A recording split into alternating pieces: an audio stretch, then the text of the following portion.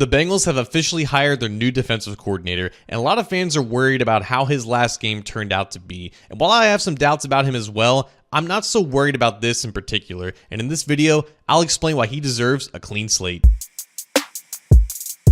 Hi again, Bengals fans. John Sheeran of A to Z Sports Cincinnati here. And just like we all predicted and knew long before any of the national insiders had the scoop, Al Golden is the new defensive coordinator for the Cincinnati Bengals. As Dre Harris of CincinnatiBengalsTalk.com reported a week ago, and just like what we talked about last Thursday, this was Golden's job to lose. He was the front runner. The only other guy in quote-unquote contention was Patrick Graham, but ultimately he was the backup option and only would have been hired and only would have been offered the job if Golden didn't want it. But honestly, this was going to happen. This has been in the works for weeks now. Don't listen to what the national reporters were saying about the Bengals just starting to talk with Golden after the national championship loss that Notre Dame suffered to Ohio State. Talks have been going on before that. There was an agreement in place. This was all in the works, away from the spotlight, kept under wraps. This was the plan all along. But hey, I mean, this is why you tune into A to Z Sports Cincinnati, so you can get the jump on these things and not have the national title game be your first exposure to an Al Golden-led defense. Because there will be some fans, and I can already see them in the comment section right now,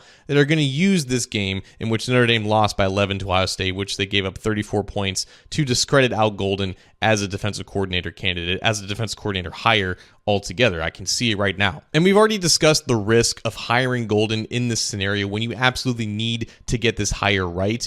But I don't think that you can use this game specifically to take all hope off the table, because we see this every year in the college football playoff. Not all the time in the national championship, but there is always going to be some matchups where the talent and athleticism disparity is just so jarring. That Ohio State team cost $20 million to construct. It has the best player in the damn country at 18 years old in Jeremiah Smith. There was no one on Notre Dame's defense who was healthy, who was even close to being capable of covering him in a one-on-one situation. Notre Dame honestly looked like it had 10 Rudy Rudigers running around out there, with the safety Xavier Watts, the only NFL caliber athlete who was capable of competing against Ohio State. It just wasn't even close. Does talent and athleticism disparity exist in the NFL? Of course it does, right? There are going to be elite athletes who take over games. Jamar Chase is the perfect example of that. Does it exist at the same degree that it exists in college football? Absolutely not. Not only does it not exist at the same level, every team has the same salary cap. Every team has the chance to draft elite players. If you are so talent deficient as a team in the NFL, that's your own fault. And again, I'm not trying to come off as someone who's holding water for Golden here. He has a lot of questions that he has to answer as a first-time defensive coordinator. The thing is, there's just a lot that we don't know about every major coaching hire in the NFL every single year. It is just so risky and dangerous to judge coaching hires immediately after they happen, especially when you use the most recent example of their coaching against them. And what's the best example of this, you may ask? It happened just 1 year ago. Because when the 7th seed Green Bay Packers went down to Fort Worth, Texas to play the Dallas Cowboys, the number 2 seed, 7-point favorites in AT&T Stadium, a Dan Quinn-led defense gave up 48 points to Jordan Love in an embarrassing first-round playoff exit. Dan Quinn gets fired by the Cowboys, and he gets hired by the Washington Commanders, not as a defensive coordinator, but as a head coach.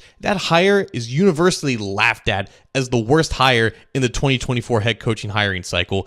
And wouldn't you know it, Dan Quinn is coaching in the conference championship this week. At the end of the day, Al Golden is just another coaching hire.